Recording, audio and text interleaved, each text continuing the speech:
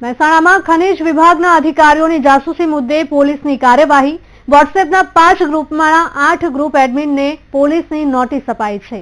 જાસૂસી કાંડના મૂળ સુધી પહોંચવા ગ્રુપ એડમિનની કોલ ડિટેલ્સ પણ કઢાવાઈ છે. તમામ શખ્સોને મહેસાણા એ ડિવિઝન પોલીસ સ્ટેશનમાં હાજર રહેવા માટે નોટિસ ફટકારવામાં આવી.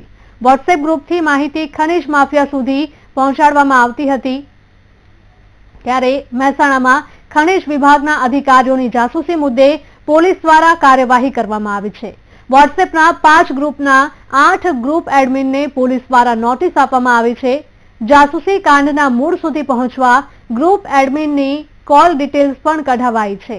તમામ શખ્સોને મહેસાણા એ ડિવિઝન પોલીસ સ્ટેશનમાં હાજર રહેવા માટે નોટિસ ફટકારવામાં આવી છે.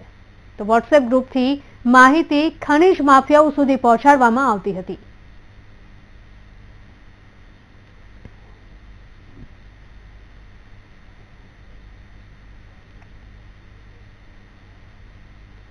તો ગાંધીનગરમાં શરૂ થશે ઇલેક્ટ્રિક ડબલ ડેકર બસ.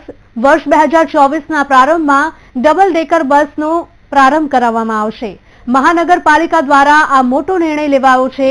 અંદાજે 3 કરોડના ખર્ચે ઇલેક્ટ્રિક બસ શરૂ કરવામાં આવશે. ડબલ ડેકર ઇલેક્ટ્રિક બસમાં 63 લોકો બેસી શકે તેવી વ્યવસ્થા કરવામાં આવશે.